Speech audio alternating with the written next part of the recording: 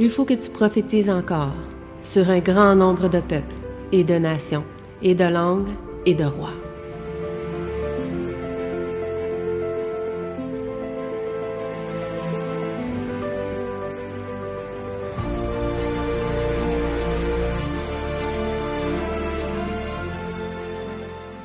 Bonjour à chacun de vous.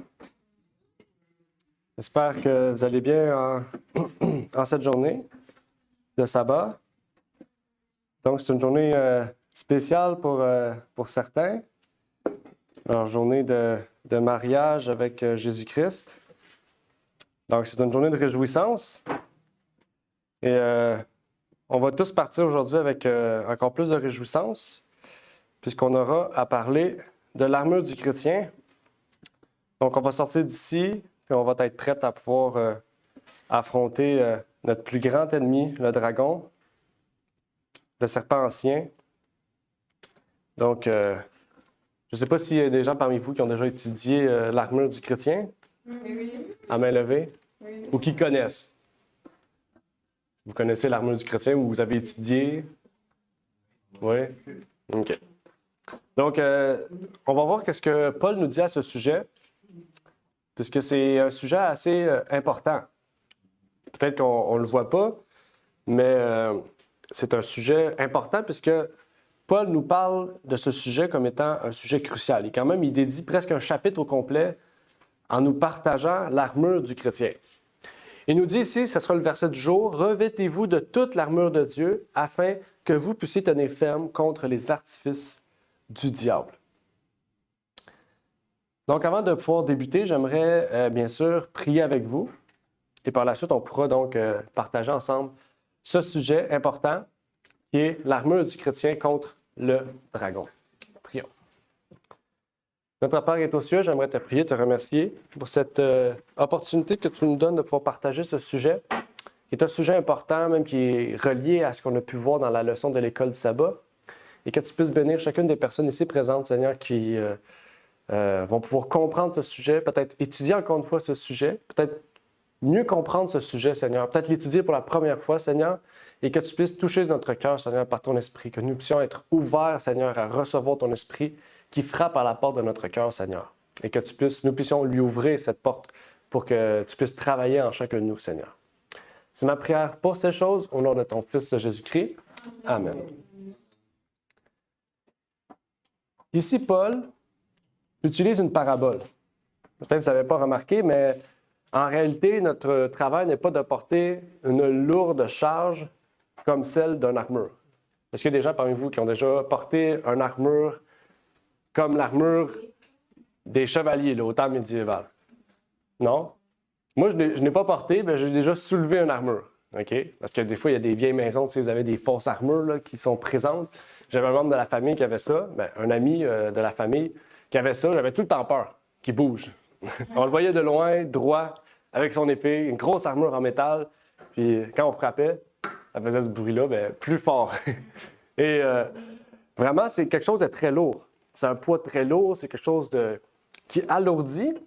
Mais Paul utilise cette idée-là. Rappelez-vous, Paul, à l'époque, vivait où ce que les Romains avaient une armure. Donc, Paul utilise une parabole en utilisant l'image de l'armure d'un Romain pour partager ce que l'Esprit veut faire sur nous, ce que l'Esprit veut nous protéger contre. Okay? Et ça, c'est important parce qu'on se bat contre un dragon. À main nue, un dragon, c'est un peu difficile. Avec une armure, on a plus de facilité. Vous avez peut-être vu les films de chevaliers, Eragon ou Drago, le dragon. On se bat, Merlin l'Enchanteur. Tous ces films médiévaux un peu fantastiques, on voit les hommes se battre avec des armures en métal. Des armures solides, même contre les flammes, on ne peut pas les atteindre. Mais en fait, c'est la même chose à laquelle Paul nous invite ici. Il nous invite à porter l'armure pour nous protéger contre le grand dragon, le serpent ancien Satan. Donc, déjà, sans armure, on ne peut pas le vaincre, on ne peut pas le battre. Mais avec l'armure, on est déjà vainqueur. C'est ce à quoi Dieu nous appelle ici. Une armure pour battre le dragon. Encore une fois, le combat, si vous avez compris la parabole, ce n'est pas un combat physique, mais un combat spirituel. On retrouve ce combat spirituel dans toute la Bible, particulièrement dans le Nouveau Testament, mais encore plus précisément dans tous les écrits de Paul, où ce qui nous dit que le combat est spirituel. Et ce qui est intéressant ici, dans ce verset particulièrement, c'est qu'on utilise le mot artifice. Et là, ça, c'est un mot spécifique. Ce n'est pas n'importe quel mot que Paul utilise ici. Il utilise un mot spécifique très important à comprendre. Le mot méthodéa. Okay? Dans la concordance Strong, le 3180, le mot méthodéa signifie ruse, tromperie, habileté ou même tricherie. Et ça, c'est la manière dont Satan travaille sur nous. Donc, quand on dit de nous défendre contre tout artifice de l'ennemi, pensez tout de suite à ces autres définitions aussi synonymes qui est ruse, tromperie, habileté, tricherie. Satan va utiliser tous les moyens pour nous amener à tomber. Il va utiliser la ruse, la tromperie, l'habileté, la tricherie, et ça fait partie de ces artifices. Artifice, dans le dictionnaire courant, je pense que je ne l'ai pas ici, non, je ne l'ai pas. Dans le dictionnaire courant, le mot artifice a aussi une définition spécifique. C'est un moyen habile visant à cacher la vérité, à tromper sur la réalité. C'est l'œuvre de Satan. Moyen habile visant à cacher la vérité, à tromper sur la réalité. Okay? On le voit tout de suite aujourd'hui, hein? L'intelligence artificielle, la réalité virtuelle, tous les moyens qu'utilise Satan pour nous tromper de la réalité. Donc, l'armure du chrétien, ou l'armure de Dieu, de façon explicite, signifie se tenir ferme contre le mensonge et les pièges de l'imaginaire de Satan. Satan utilisera tout l'imaginaire, toutes les possibilités possibles pour permettre aux élus de Dieu de tomber. Mais ceux qui ont l'armure du chrétien ne pourront jamais tomber face à ces tromperies. Et ce combat est un combat spirituel. Paul, un peu plus loin, dans la même épître, le même évangile, le même livre, le même chapitre, donc le même endroit où on parle de l'armure, il nous dit ceci au verset 12, « Car ce n'est pas contre la chair et le sang que nous avons à combattre, mais contre les principautés, contre les puissances, contre les princes des ténèbres de ce siècle, contre les puissances spirituelles de la méchanceté dans les lieux célestes. » Il nous parle ici d'entités, de puissances qu'on ne peut combattre physiquement. Peut-être vous avez vu principautés comme les rois, mais les rois, on peut se battre physiquement. On le voit, on peut se battre. Mais ici, il nous dit que ce n'est pas contre la chair, mais contre les principautés, contre les puissances. Toute chose qui est invisible à nos yeux sont nos ennemis. Donc, quand on veut se créer des ennemis parmi les hommes, mais en fait, on comprend que le combat est plus profond que ça. Okay? Quand un royaume attaque un autre royaume, ils s'attaquent, oui, physiquement, mais à la base, ils se combattent parce qu'ils ont des idées opposées. Ils se battent contre l'invisible, en fait. Ils s'opposent à quelque chose d'invisible, ils se battent physiquement. Okay?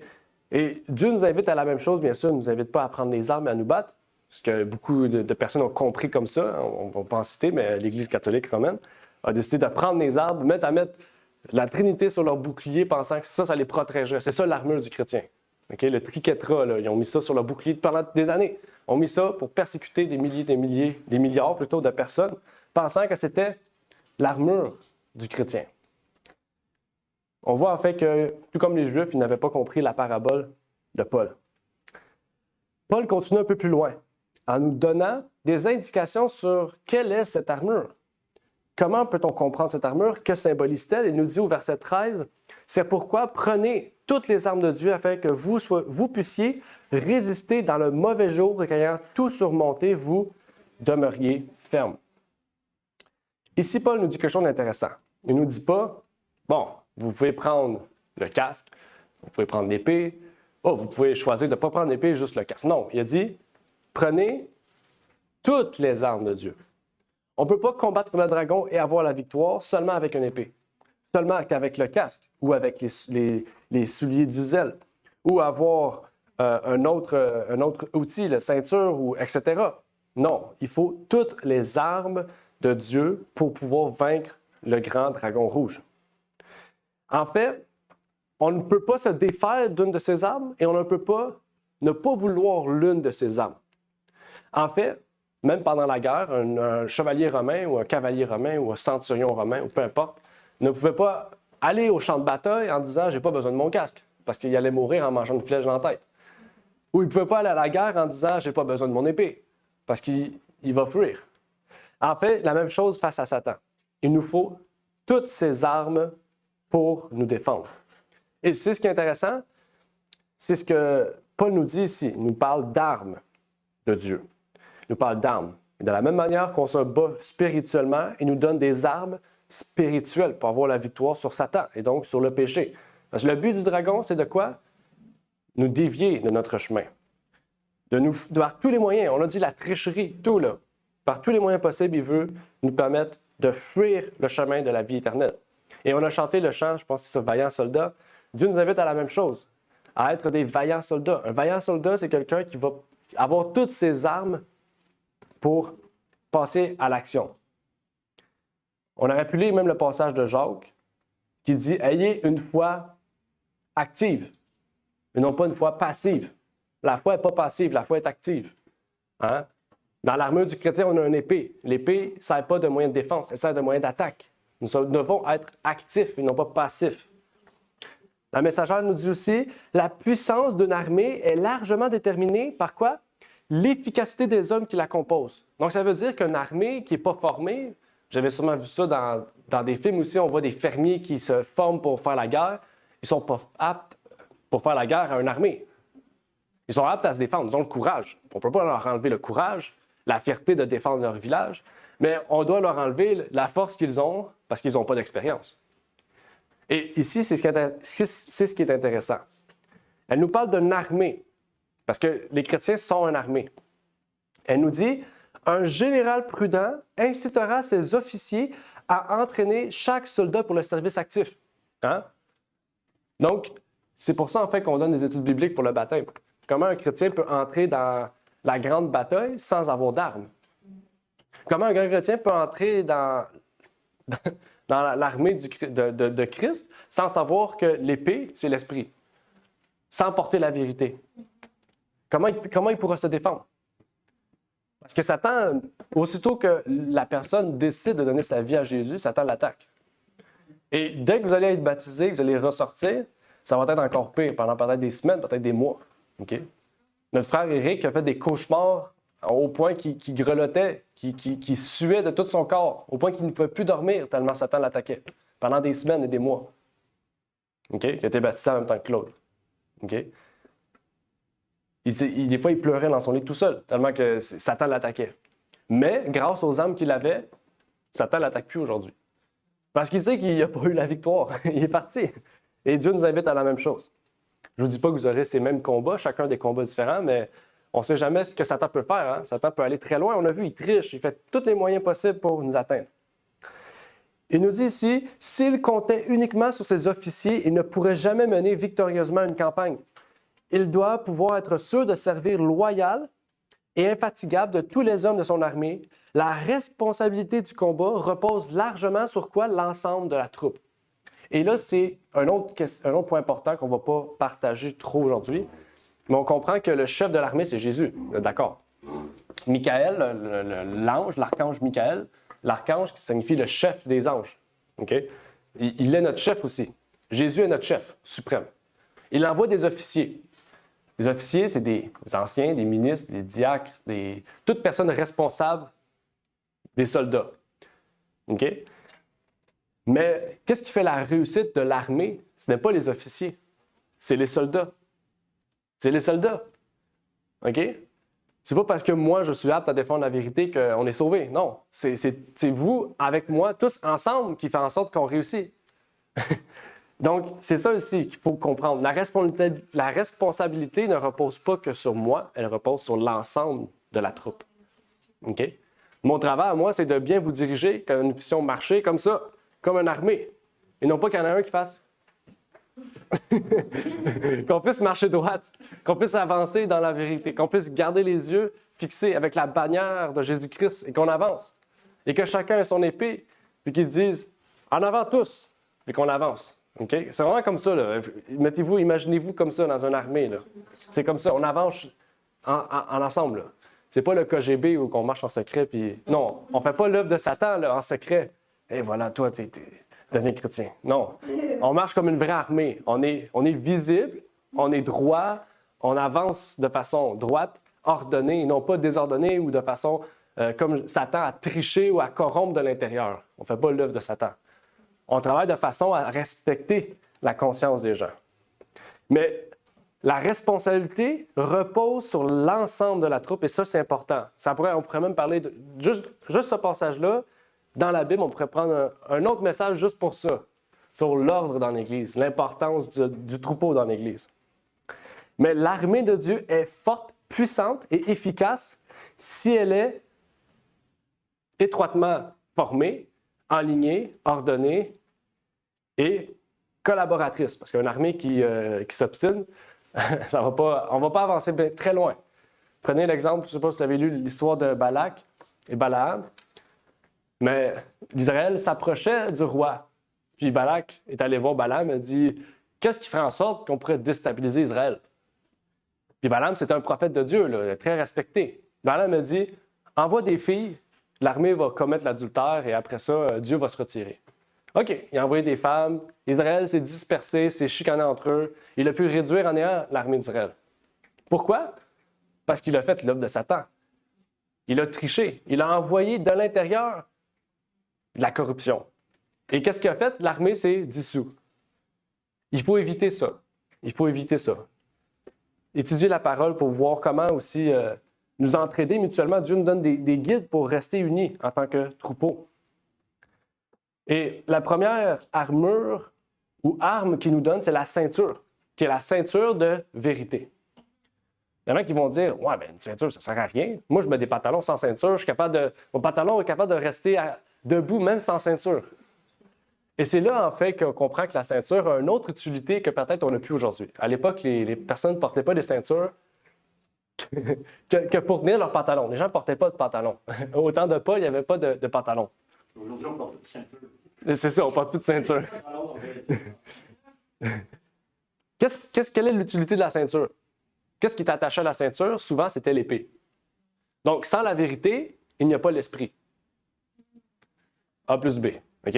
Et la Bible est claire. On dit l'esprit de vérité. Donc, l'esprit de vérité nous enseigne la vérité. Pour ça, il faut être réceptif à recevoir la vérité. Et c'est ce que la Bible nous disait clairement ici, quand on lisait Éphésiens, il nous disait « Soyez donc fermes, vos reins saints de la vérité. » Donc, oui, dans la Bible, la ceinture représente la vérité. C'est clair, là, Paul nous en parle. Et ce qui est encore plus étonnant, c'est qu'au temps de Rome, au temps de l'Empire romain, dans l'histoire romaine, la première chose que le soldat romain mettait sur lui, la première arme qu'il mettait sur lui, c'était la ceinture. Il ne mettait pas le casque, il terminait par le casque. Il commençait par la ceinture. C'est-à-dire que la première chose qu'on met, c'est la vérité. Tu ne peux pas avoir les autres armes sans avoir mis la vérité avant. C'est ce que Paul veut nous dire. Si vous étudiez le processus d'un soldat romain, c'est comme ça qu'on le comprend. Les soldats commençaient en mettant la ceinture.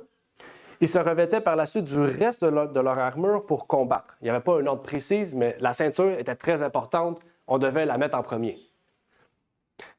En fait, ceint de son ceinturon, le soldat était prêt à passer à l'action, car il ne détachait celui qu'au repos. Ça veut dire qu'il enlevait toute l'armure pour enlever la ceinture à la fin, pas au début. OK? Donc, en fait, la vérité, bien sûr, ne doit pas être déposée, c'est pour ça que je vous dis, parce que le combat contre le dragon va demeurer tout au long de notre vie, en fait. Donc, le moment où on délaisse notre ceinture, c'est à la mort, en fait. Notre combat prend fin quand on meurt. OK? Parce qu'on sait qu'on a la victoire. Quand on atteint la mort, le juste qui atteint la mort se réveille dans la victoire, se réveille glorieux.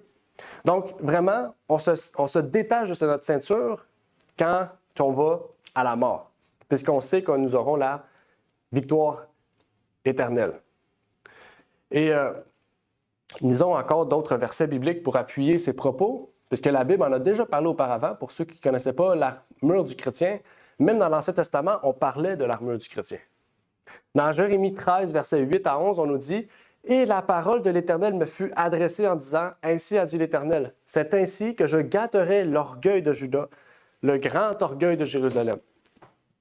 Ce peuple méchant qui refuse d'écouter mes paroles et qui marche suivant la dureté de leur cœur, et qui vont après d'autres dieux pour les servir et pour se prosterner devant eux, il sera comme cette ceinture qui n'est plus bonne à rien. Qu'est-ce qu'on fait avec la ceinture qui est plus bonne?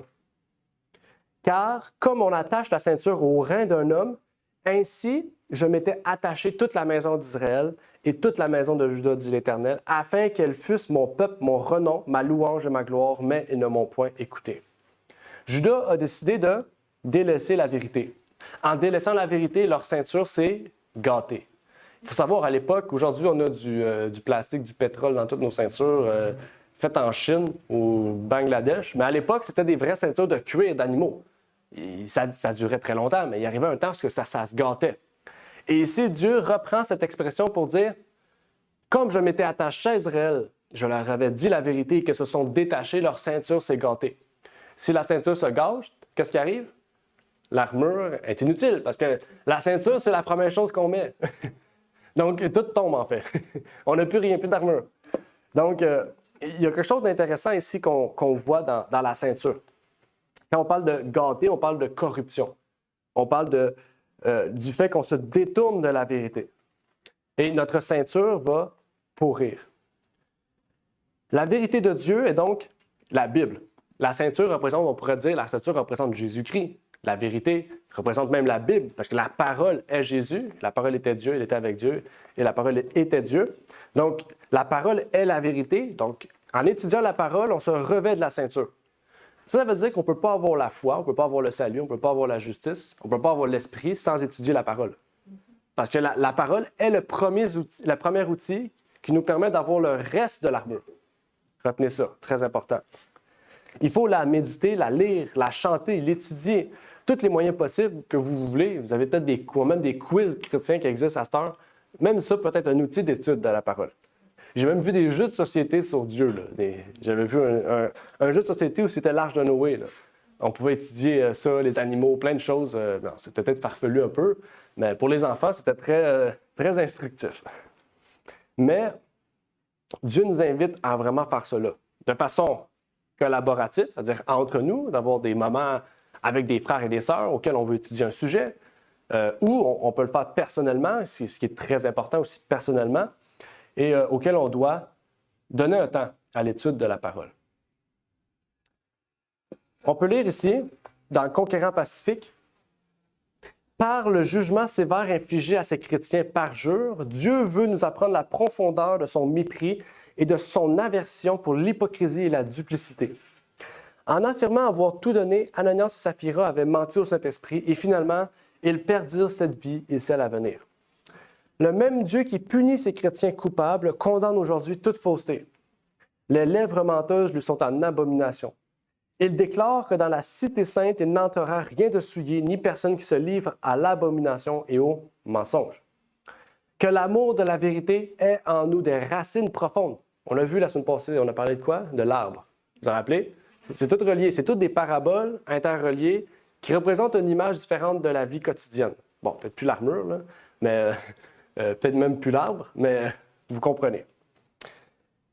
Ça dit qu'il ne fasse qu'un avec notre vie. Jouer avec la vérité, dissimuler pour arriver à des fins égoïstes, c'est vouloir le naufrage de la foi. C'est le travail de Satan, en fait. Ça dit « Tenez donc ferme, dit saint Paul, et ayez à vos reins la vérité pour ceinture. Celui qui ne dit pas la vérité vend son âme à vil prix. » Parce qu'il ne la dit pas, c'est parce qu'il la connaît. Il faut comprendre. Ces mensonges peuvent lui paraître utiles pour les besoins immédiats. Il peut s'imaginer faire une affaire en se procurant un avantage qu'il n'aurait pu acquérir par une transaction honnête. Mais il arrive un moment où il n'a confiance en personne. Il faut savoir, hein, les menteurs, c'est eux qui ont le moins de confiance. Hein? Parce que quand tu mens, tu as peur aussi que les autres te fassent la même chose. Fait que tu n'as pas confiance aux autres. Et ça dit, imposteur lui-même, comment se fierait-il à la parole d'autrui? Et c'est là, en fait, on rentre dans un cercle vicieux. Chaque péché rentre dans un cercle vicieux différent. Okay? Le menteur pense que tout le monde ment à lui. Parce que lui, il ment. Okay? Une autre personne, l'avare, ça va être d'autres choses. Okay? Je ne connais pas tout, mais pour le menteur, on a ici une expression assez claire. Mais en fait, ce qu'il faut comprendre ici, c'est que quand nous recevons la vérité, ou une vérité, c'est important, parce qu'il y a plusieurs vérités dans la parole. Quand nous recevons une vérité et que nous la savons, ou la connaissons, nous devons soit nous y conformer, soit être en mesure de la partager quand les opportunités s'y présentent. Parce que si on la cache, on est déclaré menteur, fraudeur. Peut-être même comme le dragon, hein? Où ce qu'on cache, où on essaie de mentir pour rentrer dans la vie de la personne pour lui dire la vérité après. On fait le travail de Satan, en fait. Et bien sûr, il y a une façon de dire la vérité. Okay? Pas parce qu'on sait qu'une personne est il fait telle chose qu'on doit lui dire en pleine face « Fais plus ça! » C'est peut-être pas le meilleur moyen de lui dire que c'est mal. Okay? En tant que chrétien, nous savons que Jésus était rempli d'amour. On peut utiliser une parabole. On peut utiliser une image pour que la personne comprenne où est-ce qu'on veut aller. Jésus a toujours fait ça pour partager un message aux Juifs sans les atteindre directement. Si vous êtes apte à faire cela, vous êtes capable d'avoir une imagination de la nature, vous pouvez prendre différentes choses de la vie quotidienne pour partager une vérité à une personne. En fait, la vérité nous permet de rester ferme pour le bien. C'est la seule puissance qui nous permet en fait d'être inébranlable, parce que la vérité est la puissance de Dieu. Donc Dieu nous invite à être fermes quand nous connaissons la vérité. Et cela va nous, j'oublie la deuxième partie, cela va nous permettre d'avoir la cuirasse de la justice. C'est où ça la cuirasse? C'est quoi ça une cuirasse? C'est un pectoral, on pourrait dire ça. C'est une protection au niveau du haut du corps, au niveau du dos, du devant, surtout du devant à l'époque des Romains, mais plus tard avec le dos aussi. Et vraiment, Ésaïe nous disait, comme suit, en parlant de la cuirasse de la justice. Il y avait aussi Ésaïe qui nous partageait cela en disant, Ésaïe 59, verset 17, « Il s'est revêtu de la justice comme d'une cuirasse. » Paul n'a pas repris des vieilles choses, il a repris des choses qu'on a vues, qu'on a déjà parlé, qu'on a déjà vues, et les combine ensemble pour faire une parabole, une image. Et ici, on parle de quelque chose d'intéressant et d'important. On va lire un passage de l'Esprit de prophétie qui nous parle de la cuirasse. Après ça, on va commenter le sujet. On nous dit, ce que l'apôtre redoutait le plus, c'était qu'après avoir prêché aux autres, il ne soit lui-même réprouvé. Il comprenait que s'il ne mettait pas en pratique les principes qu'il professait, son activité en faveur d'autrui ne lui servirait à rien. OK? Comment peux-tu dire à quelqu'un bleu si toi-même tu ne le fais pas, le bleu? OK? C'est une image très large. Sa conversation, son influence, sa résistance aux tentations devaient montrer que sa religion n'était pas simplement une croyance, comme les Juifs. Vous êtes morts à l'intérieur. Mais une vivante et constante communion avec Dieu. Le seul but qui était placé devant lui et qu'il désirait ardemment atteindre, c'était la justice qui vient de Dieu par la foi. Donc là, ça nous révèle un peu plus quelque chose d'intéressant. Il faut savoir, Paul n'a pas dit par hasard que la ceinture, c'est la vérité. Hein? La ceinture est le centre de toute l'armure. Okay? Il aurait pu dire le casque de la vérité. Non. Si c'était la ceinture, c'est parce qu'il faut comprendre l'utilité de la ceinture à l'époque pour comprendre la pleine compréhension de la vérité. Ici, c'est la même chose. Pourquoi la cuirasse représente la justice? Qu'est-ce qu'il y a de spécial dans cela? En fait, il y a quelque chose d'intéressant dans Deutéronome 4, verset 6, au sujet des commandements de Dieu. On nous dit que les commandements de Dieu nous rendent absolument sages et intelligents. C'est ce que Deutéronome 4, verset 6 nous disait. Pour être juste, il faut se repentir, être pardonné de ses péchés, ce que Dieu nous offre gratuitement par le don de Jésus-Christ. Par la suite, il nous invite à être droit aux yeux de Dieu. En fait, la sagesse divine, la vraie sagesse, même Psaume en parle, ou Proverbe, en fait, la vraie sagesse divine vient de ses commandements. Sans la foi, on ne peut pas respecter la loi. On peut la respecter que par des traditions, des principes caducs. Pourtant, Dieu nous invite à nous revêtir de la cuirasse de justice. En fait, sans la foi, on ne peut voir complètement la justice de Dieu. On peut la comprendre même totalement. On ne peut pas la comprendre, en fait. Okay? Parce que quand on n'a pas les lunettes de la foi, on ne peut pas voir la justice de Dieu. En fait, c'est ça. Hein? Moi, quand j'enlève mes lunettes, je vous vois flou. Je vois des couleurs. Je ne vois pas les visages de personne. Mais quand je mets les lunettes, je vois clair. La foi, c'est la même chose. Quand on enlève les lunettes, Ah, il y a des chrétiens. Ah, wow, qu'est-ce que tu fais? C'est vraiment bien, c'est vraiment bon. Mais quand on met les lunettes, on est comme, ah, tu fais pas juste, c'est pas bien ce que tu fais. Tu suis la parole de Dieu. Tu veux plaire à Dieu, en fait. OK? La perception d'autrui va changer, en fait. Et c'est là que la foi, en fait, le déclic qu'un non-chrétien a, rentre en compte. Et c'est là que c'est important, c'est crucial. De permettre à cette personne d'avoir ce déclic, en fait, d'avoir ces lunettes de la foi pour comprendre véritablement ce à quoi Dieu nous appelle, en fait. 1 Thessaloniciens 5, verset 8 nous dit « Mais nous qui sommes du jour, soyons sobres, étant revêtus de la cuirasse de la foi et de la charité. » Pourquoi ici il dit que la cuirasse est la foi? Il n'y a pas une autre partie de l'endroit où c'est la foi? Il n'y a pas une autre armure qui représente la foi? Le bouclier de la foi. Mais pourquoi Paul ici dit que la cuirasse est la foi? Exactement, à cause de la justice. Okay? Parce que la justice de Dieu est la loi et que c'est seulement par la foi que nous pouvons lui obéir, eh bien, la justice de la cuirasse qui représente la justice, la loi, qui doit être dans notre cœur, on peut l'accepter que par la foi. Donc, on peut parler de la justification par la foi du Christ. La justice, on ne parle pas juste de la justice de la loi, puisqu'on n'est pas sauvé par la loi, on est sauvé par la foi. Okay? Donc, la cuirasse, c'est la foi. C'est pas la foi. Le bouclier, c'est la foi. Mais la cuirasse, qui est la justice, on peut l'avoir que par la foi. C'est ça qu'il faut comprendre. Fait que là, on ne peut pas dire encore une fois, je ne peux pas avoir le bouclier. Non, il faut avoir le bouclier. Le bouclier, c'est le moyen de pouvoir, eh bien, avoir la cuirasse. De pouvoir être touché. Parce que la cuirasse nous protège du cœur, nous protège de la loi, nous protège de la justice de Dieu.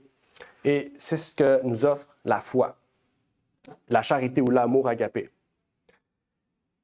Donc, la justice ne doit pas seulement être portée comme la cuirasse, mais il faut pouvoir l'intégrer dans notre cœur, dans notre vie. C'est la position de la cuirasse qui est au niveau de notre cœur. Dieu nous dit que votre cœur ne se trouble point. Croyez en Dieu et croyez en moi. Donc, c'est toutes ces choses, Dieu nous invite en fait à pouvoir l'avoir. Il nous invite aussi par la cuirasse à pouvoir développer notre acte de bravoure. Comment on peut montrer notre acte de bravoure, montrer les bonnes actions? C'est parce qu'on porte la cuirasse de Dieu. La loi de Dieu, c'est l'amour de Dieu, c'est le caractère de Dieu. Okay? Donc, la cuirasse nous permet de développer cette bravoure que les soldats ont. Cette bravoure, en fait, c'est l'amour de Dieu. Cette cuirasse aussi nous protège de notre vie spirituelle. Et c'est un privilège, en fait, de porter cette cuirasse. Okay?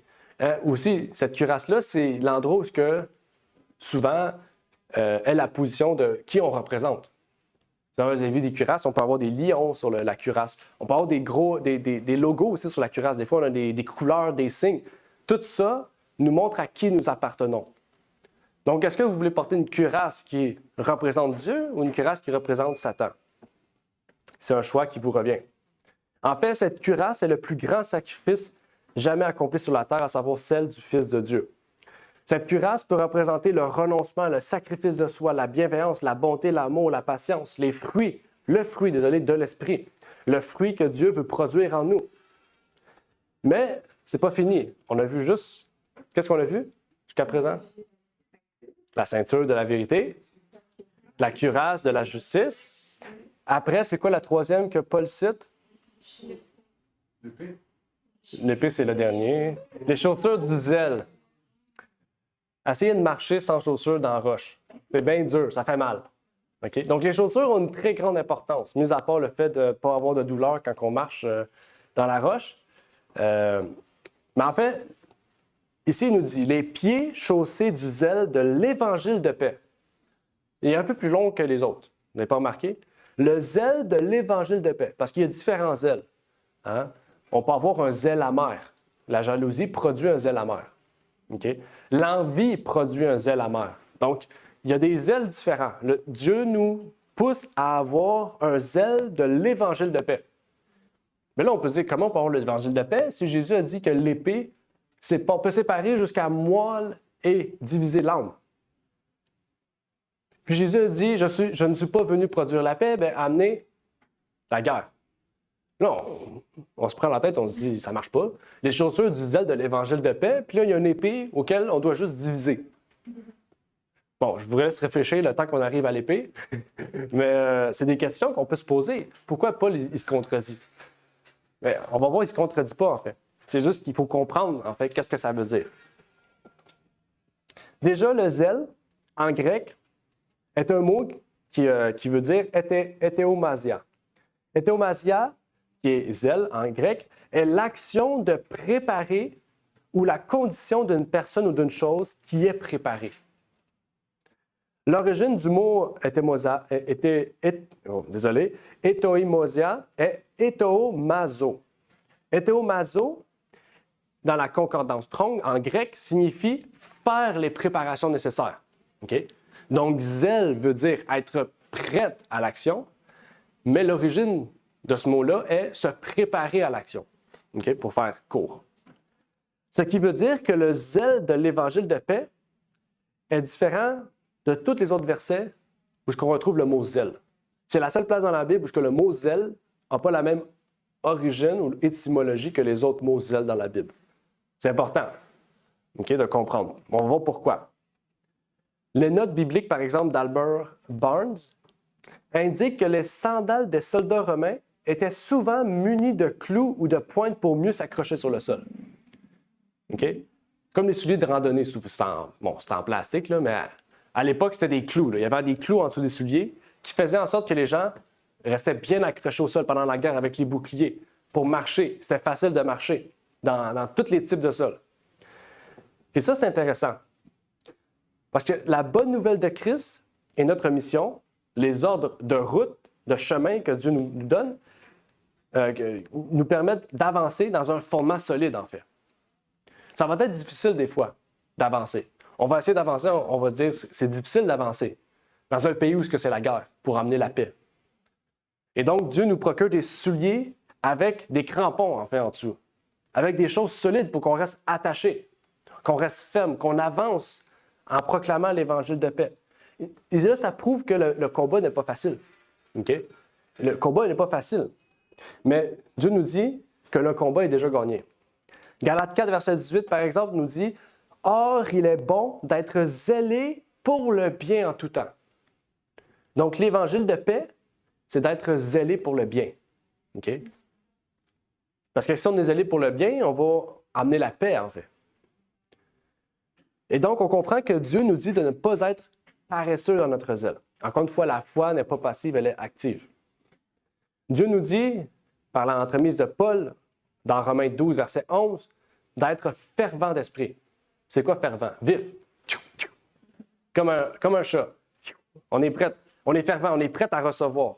Okay? Paul, il dormait, l'Esprit est venu, il a dit « Va à Jérusalem. » OK, je vais à Jérusalem. OK? Aussitôt qu'il a reçu le message de l'Esprit, il est parti à Jérusalem. Il n'a pas dit « Ah, on est samedi, je vais partir mardi prochain, là. Je veux me reposer. » Non. L'Esprit a dit « Vas-y », c'est parce que l'Esprit savait que tu étais capable d'y aller. L'Esprit ne va pas faire quelque chose que tu n'es pas capable de faire.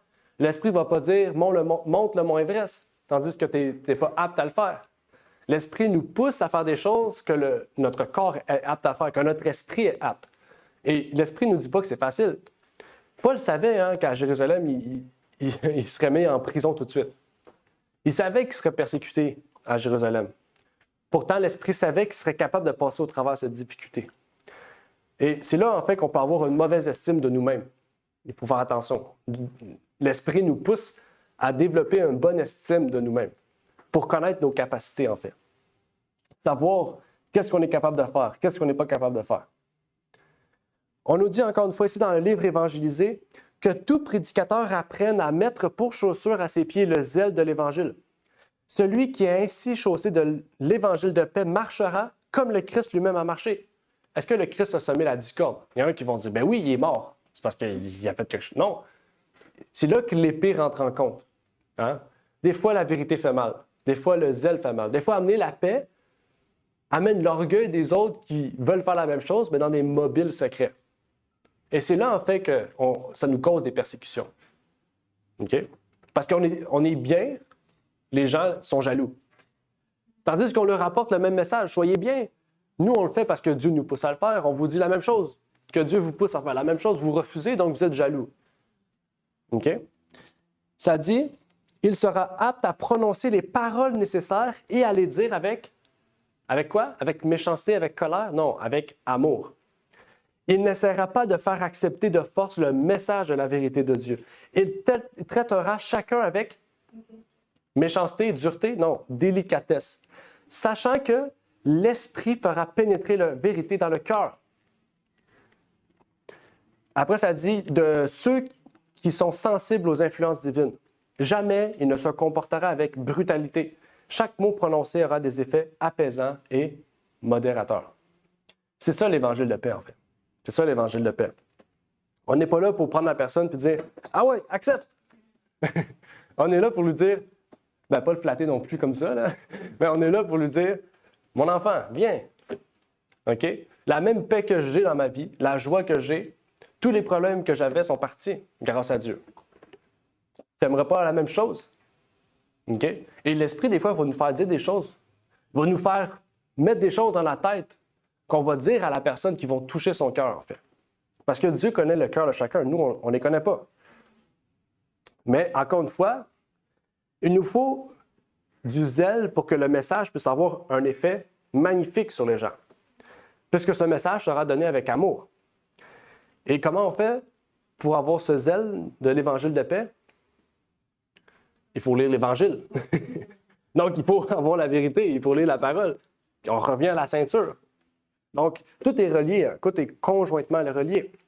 Et il y a plusieurs personnes dans le monde qu'on ne sait pas, que Dieu connaît, qui veulent sortir des conflits politiques, qui veulent sortir de la fraude, de la violence, du désordre, de l'indifférence, de l'infidélité, de toutes les souffrances de ce monde.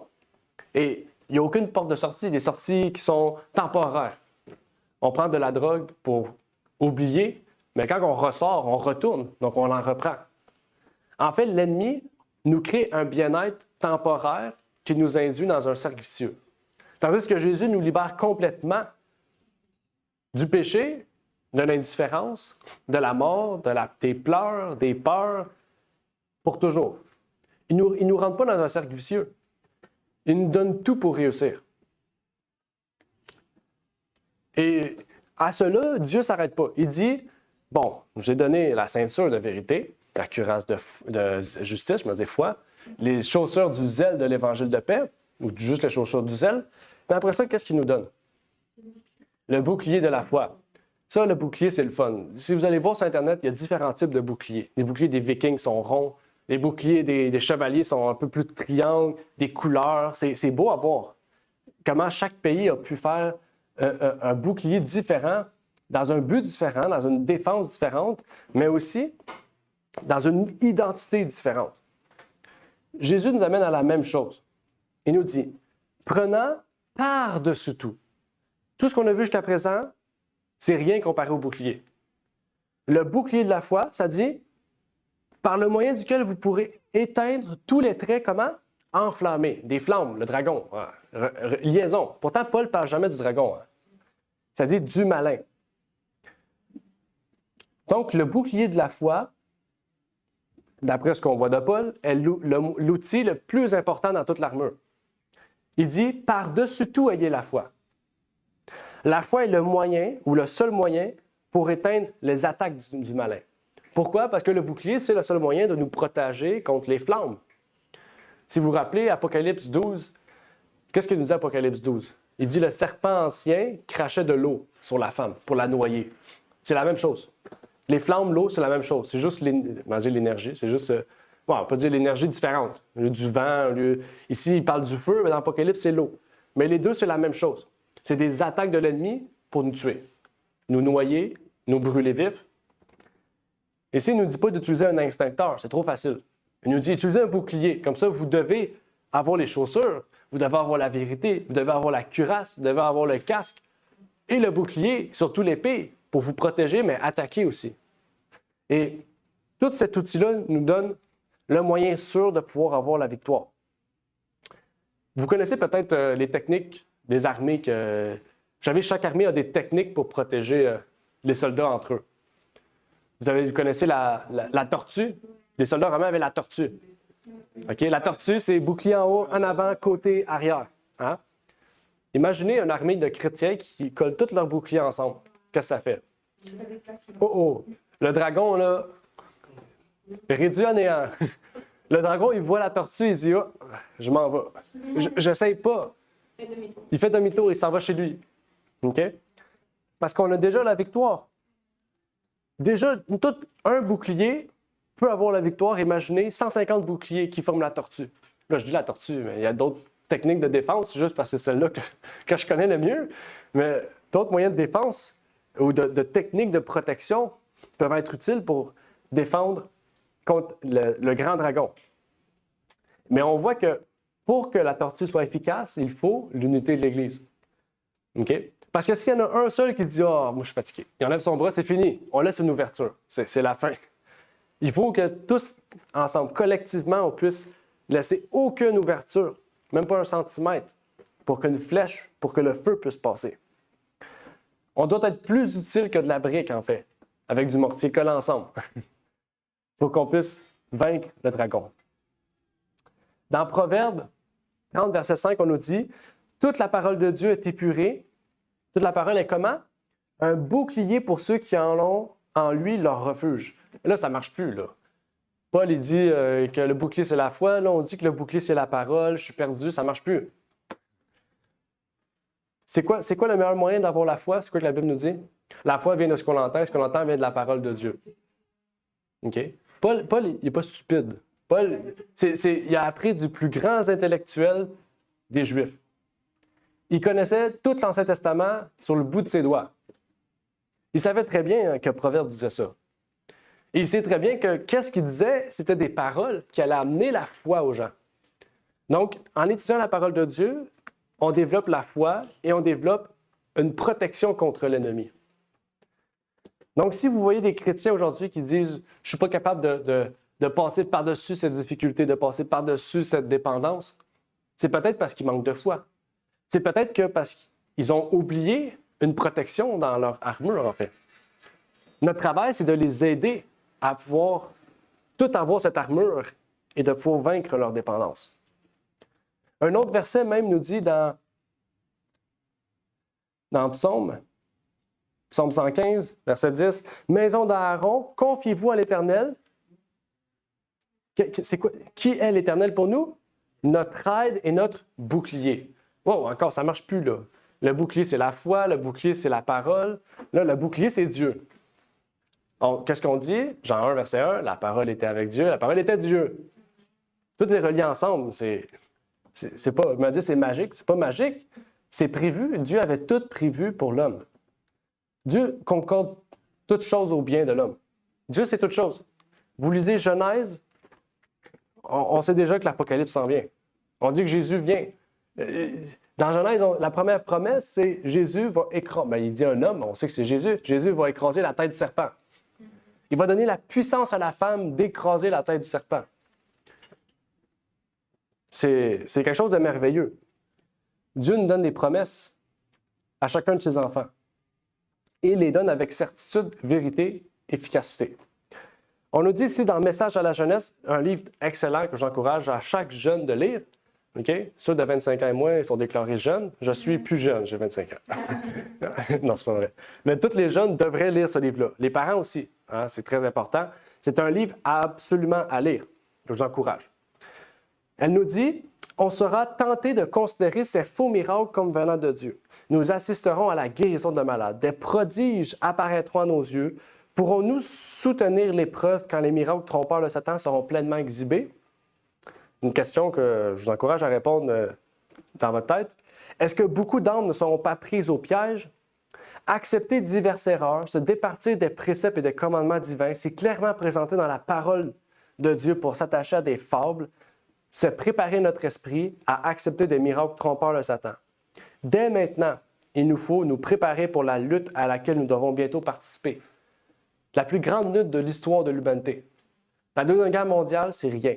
La première, c'est rien. Malgré les pertes énormes qui ont été commises, les familles détruites, le plus grand combat s'en vient. Il est à nos portes, là. OK? Puis, comme on a dit, ce n'est pas un combat physique, c'est un combat spirituel. Les esprits démoniaques sont en furie en ce moment. OK? Ils ne font pas juste cracher du feu dans le dragon, là. Ils ont des lance-flammes. OK? C'est pas rien, là. Ils peuvent détruire plusieurs choses à différents endroits en même temps.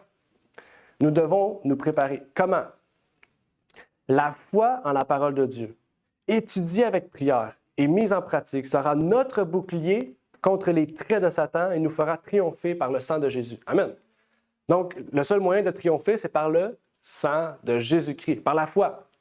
Et là, on sait, le bouclier, c'est la foi, le bouclier, c'est la parole, le bouclier, c'est Dieu. Donc, quand on a la parole de Dieu, quand on a la foi en la parole de Dieu, on a la plus grande arme de toute la planète Terre. Même la bombe nucléaire, c'est rien à côté de notre arme. Là, je fais beaucoup de parallèles et tout pour vous donner une idée de grandeur. Même encore, c'est peut-être même pas assez parce que la parole de Dieu, c'est étonnamment puissant. Pas parce qu'il y a de la magie dans la parole de Dieu, hein, bien sûr, mais les mots qui sont écrits viennent directement de Dieu. Ils ont été écrits par des hommes, mais ils viennent de Dieu. Okay? Mais le livre en tant que tel n'a pas de puissance. Okay? Donc, mettez-vous pas ça en dessous de votre oreiller pensant que vous n'allez pas mourir demain. Ça ne va rien changer. Mais il y a des témoignages de personnes qui ont perdu leur maison et qui seule leur Bible a survécu à des feux dévorants. Okay? Mais ça, c'est des témoignages puissants, comment Dieu agit sur les hommes. Après le bouclier, qu'est-ce qu'il y a d'autre? Le casque? C'est quoi le casque? Le casque du salut, exactement. Aussi, les casques, c'est beau, les casques romains, vous avez remarqué. Chaque type de cohorte a des casques différents. On voit des casques classiques, les petits casques pas très beaux, normal. Des casques avec des grosses lanières rouges. Hein? Les centurions romains ont des grosses lanières rouges. Puis là, on voit des grands chefs. Ils ont des casques avec des fleurs mauves. Puis là, on voit Jules César, lui, il n'a pas de casque. Ben, Jules César, l'empereur, lui, il a une petite couronne en or sur sa tête. Okay?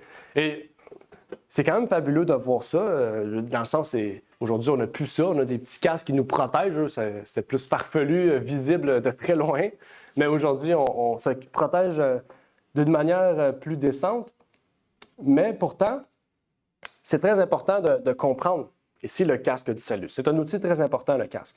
Okay? Il ne nous protège pas seulement des coups à la tête, mais il nous protège de différentes autres choses aussi, que Paul nous partage ici dans Thessaloniciens. Il nous dit, « Mais nous qui sommes du jour, soyons sobres, étant revêtus du casque de l'espérance du salut. » Oh, pourquoi ça change? Vous savez, le salut, c'est quelque chose qu'on croit, mais qu'on obtient, mais qu'on ne voit pas ou qui ne s'est pas exécuté là. Parce que le salut est à venir. C'est Jésus, en fait. Le retour de Jésus est notre salut. Okay? Mais le fait qu'on croit au salut, qu'on sait qu'on a la bénédiction de recevoir le salut, eh bien, on y croit. Mais c'est une espérance qu'on veut obtenir du salut. Et seul le Christ a pu nous donner accès à ce salut. Encore une fois, dans l'Ancien Testament, on nous partageait ce salut. On nous disait dans Ésaïe 59, verset 17, « Il a mis le casque du salut sur sa tête. » Qu'est-ce qu'il y a en dessous de la tête? Ben, en dessous du casque. Dites-moi pas une tête. La conscience, le cerveau. Et là, c'est important, la position du casque en ligne avec le salut. En fait, on comprend que la foi part de la tête. Vous êtes d'accord? La foi, c'est une conscience juste, claire et pas visible, invisible, que nous croyons en Jésus-Christ. C'est un choix de croire en Jésus-Christ, de croire qu'il est mort pour nos péchés, ressuscité, mais qui reviendra. Okay? Donc, le casque du salut est un outil très important, indispensable en fait. On ne peut pas dire, moi, je n'ai pas besoin de casque. Okay? C'est un choix difficile si vous dites que vous ne voulez pas de casque avec un bouclier. C'est très inutile. Mais Dieu nous laisse le choix de croire. Et c'est là que le casque devient aussi important. On peut lire ici dans Conquérant Pacifique, « Car Dieu ne nous a pas destinés à la colère, mais à l'acquisition du salut par notre Seigneur Jésus-Christ, qui est mort pour nous, afin que, soit que nous veillions, soit que nous dormions, nous vivions ensemble avec lui. » Une espérance cruciale et importante, ici, qui nous est partagée. Le casque est donc une partie indispensable de notre armure, car sans le casque, il n'y a pas de salut, et sans salut, Il n'y a que la mort. En fait, c'est juste ça. Et donc, à la fin de notre vie humaine, eh bien, on va mourir peut-être paisible, peut-être pas, mais on ne va jamais ressusciter. En fait, c'est pour ça que Jésus est venu sur la terre, pour nous donner accès au salut, pour nous donner une espérance juste, en fait. Et c'est ce qu'on va partager dans le séminaire, quel avenir pour notre monde. On va partager le salut, l'espérance du salut. Et pour avoir le salut, il faut avoir la foi pour croire en cette espérance-là. Okay? Parce que croire en quelqu'un qui va revenir, tandis que tu ne l'as jamais vu venir, c'est un peu difficile. Hein? Mais l'Évangile nous procure la foi puisqu'on a des témoignages efficaces de sa venue. Quelle est la dernière arme? L'épée. Ça, on aime ça, les épées. Ça aussi, des épées, il y en a plein. Hein? Vous avez peut-être vu les épées des mocassins. Aujourd'hui, on fait beaucoup d'escrime, c'est ça, d'escrime, des petites épées minces. On a les grandes épées dans le temps de l'Empire ottoman, qui est courbé un peu comme le Prince of Persia, là, je dis le terme en anglais, le Prince de Perse, qui était une série de films où on trouve des dagues, des épées. Il y a toutes sortes d'épées, toutes sortes de types d'épées. Et ça aussi, c'est fascinant. Mais ici, qu'est-ce qui est encore plus fascinant? C'est que ce n'est pas une épée comme les autres. C'est la seule épée qui existe. C'est l'épée de l'Esprit, qui est la parole de Dieu. Là, vous allez dire, on a déjà parlé de la parole de Dieu. Non, on a lié des choses avec la parole de Dieu. Mais l'épée est réellement la parole de Dieu. Dieu nous a donné quelque chose d'important ici, un outil qui est le seul outil qui permet d'attaquer. L'épée, c'est le seul outil qui attaque, la seule arme. Et donc, c'est de là qu'on comprend que notre armure n'est pas une armure défensive, mais une armure offensive. Une armure qui n'est pas passive, mais une armure qui est active.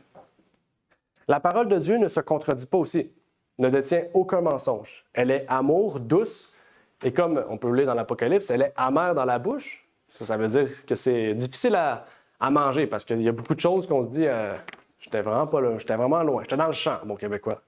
Mais quand on le mange dans notre corps, c'est ça, c'est doux dans la bouche, amer dans l'estomac. C'est un beau message, mais qui est dur à digérer. Okay? C'est ce qu'Apocalypse 11 nous disait. 10 ou 11, désolé. Donc, il y a un moyen de reprendre les gens. Il y a un moyen de partager la vérité, l'épée, pour que le message soit rempli d'amour, qu'il soit doux à la bouche, comme du miel, okay? Ou comme la nourriture que vous aimez le mieux. Okay? Pour vous, si c'est du maïs moulin, ce sera du maïs moulin. Pour moi, c'est pas du maïs moulin. Ça peut être d'autres choses, hein? Ça peut être du riz collé, ça c'est bon. Ça peut être du pickles, ça c'est bon. Mais pas du maïs moulin. Ça peut être toute autre nourriture, une bonne poutine. Ça aussi, c'est des Québécois. Mais il faut que ça soit doux à la bouche pour les gens. OK? On ne doit pas les amadouer.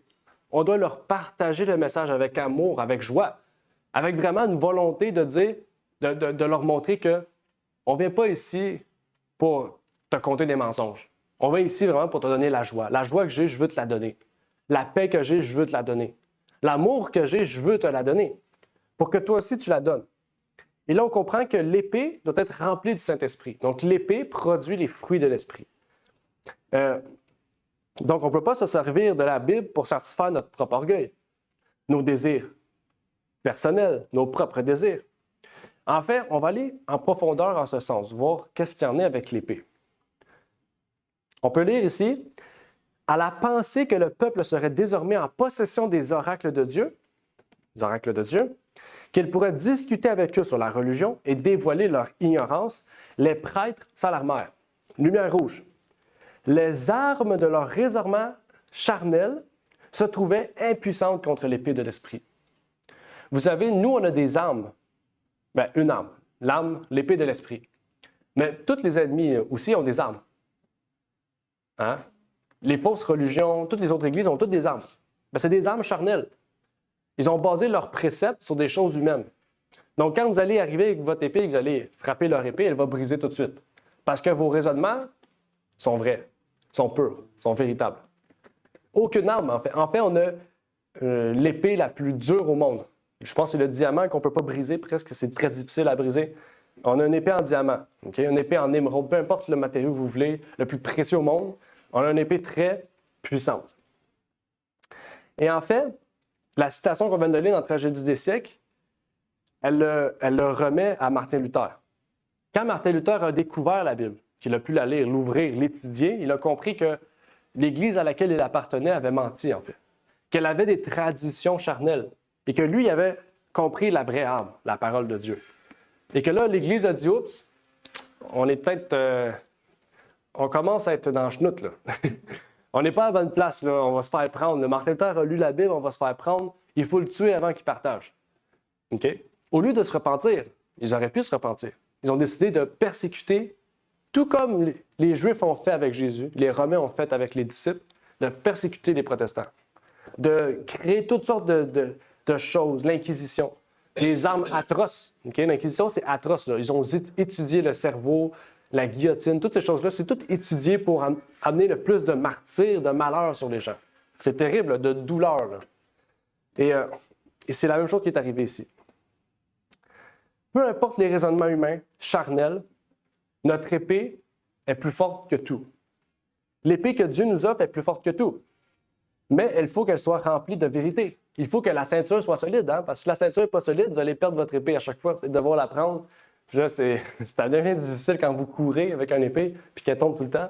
Ça va être comme ça, là, en train de la tenir. Ça devient difficile de tenir une épée pendant que vous courez avec un bouclier puis que vous avez un poids sur vous. Et donc, c'est pour ça que Dieu dit « Amenez vos soucis à mes pieds ».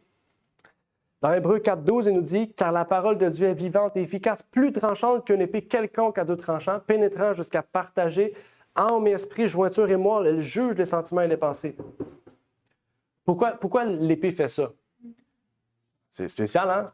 Mais l'épée, c'est pas n'importe quoi, là. OK? L'épée de l'esprit peut guérir des gens. L'épée de l'esprit peut chasser des démons. L'épée de l'esprit peut délivrer des personnes avec d'autres traumatismes. Elle peut guérir des gens qui ont des fausses doctrines, disent des fausses choses. C'est pour ça qu'elle peut diviser jointure et moelle, âme et esprit. Elle peut faire des choses qu'aucune autre épée peut faire, à savoir sauver ou condamner. Vous savez, dans la Bible, Noé, si vous vous rappelez, quand son fils Cham a vu la nudité de son père, qu'est-ce que Noé a dit? Je mets une malédiction sur Canaan. Okay? Sa parole était une parole remplie de l'esprit. Qu'est-ce qui est arrivé à Canaan? Que des malédictions.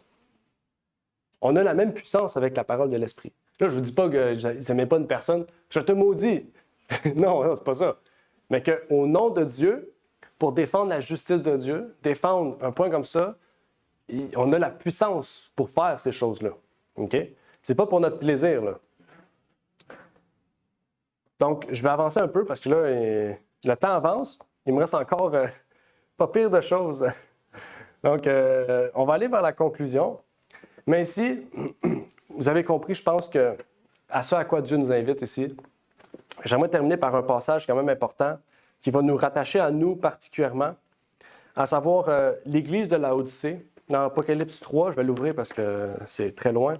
Apocalypse 3, versets 15 et 16. Ou Révélation 3, versets 15 et 16. Qui nous dit « Je connais tes œuvres, je sais que tu es ni froid ni bouillant, je voudrais que tu sois froid ou bouillant. Ainsi, parce que tu es tiède, ni froid ni bouillant, je te vomirai de ma bouche. » En fait, l'Église qui est question ici, c'est l'Église de Laodicée. L'Église de Laodicée est une Église tiède, ni froid ni bouillant. Pourtant, qu'est-ce que nous disait l'armure du chrétien? Ayez une ferveur d'esprit. Donc, avoir une ferveur d'esprit, c'est être bouillant pour le bien, bouillant pour Jésus-Christ. Et dans l'Église de Laodicée, qu'est-ce qu'il nous dit? À la fin, lisez bien ici, l'Église de Laodicée, verset 19, « Je reprends et je châtie tous ceux qui j'aime, aie donc du zèle. » Les chaussures. Et repens-toi. Donc, l'Église, on est sous l'Église de Laodicée, la dernière Église de la Bible. Okay? Cette Église-là est une Église où le christianisme, de façon générale, va prendre certaines parties de l'armure. Ah, je veux avoir la foi, je veux avoir la cuirasse, je veux avoir le casque, mais je veux pas l'épée. Je veux pas les chaussures, je veux pas ci, je veux pas ça. Et c'est là que Dieu nous appelle à une réforme, à porter toute l'armure du chrétien et à ne pas en délaisser un. Et c'est l'appel de Laodicée. Repens-toi, convertis-toi, sois bouillant pour moi. Aie du zèle, de la ferveur d'esprit, pour que nous puissions être sauvés. Donc, Amen, que Dieu vous bénisse. Terminons par une courte prière. Notre Père est aux cieux, j'aimerais te prier, te remercier pour l'opportunité que tu nous permets d'avoir pu partager ce sujet, que tu puisses bénir chacune des personnes ici présentes, ceux qui sont avec nous sur Zoom, et que tu puisses leur donner cette armure, Seigneur, cette armure qui peut combattre tout type d'ennemis, Seigneur, qui peut combattre le grand dragon rouge, Satan, le serpent ancien, le père de la perdition, Seigneur, et que tu puisses nous revêtir de cette armure, de toute cette armure, pour que nous puissions avoir la victoire sur tous nos péchés, tous nos penchants, toutes nos addictions, nos difficultés. Que nous puissions être une armée collée serrée, Seigneur, une armée solide, que nous puissions former avec nos boucliers la protection la plus forte, Seigneur, que tu nous as donnée. Que tu puisses nous former aussi. Peut-être que certains d'entre nous aimeraient mieux connaître la parole, mieux pouvoir se défendre face à l'ennemi, Seigneur. Que tu puisses nous donner le matériel nécessaire. Que tu puisses nous donner les livres nécessaires, les formations nécessaires. Que tu puisses former ton Église. Que tu puisses permettre que des gens puissent être aptes à peut-être créer ou à peut-être traduire ces matériels pour que chacune des personnes ici présentes puisse sortir d'ici en ayant déjà la victoire sur ce dragon, Seigneur. Ainsi que ceux qui sont avec nous sur Zoom. Que tu puisses bénir particulièrement ceux qui vont recevoir le baptême tout à l'heure, qu'ils puissent sortir de l'eau en ayant l'épée et la bannière de Jésus-Christ dans leurs mains, qui disent « victoire » et qui disent, Seigneur, et qui désirent vouloir séparer moi l'esprit à tous ceux et celles qui parleront, Seigneur. C'est ma prière donc pour ces choses, au nom de ton Fils Jésus-Christ. Amen. Merci d'avoir écouté cette vidéo. Si vous désirez rejoindre l'œuvre au Québec, veuillez nous contacter par email à asjh1889 de Terrebonne @gmail.com et via Facebook à commercial asjh1889 de Terrebonne. Merci à vous et que Dieu vous bénisse.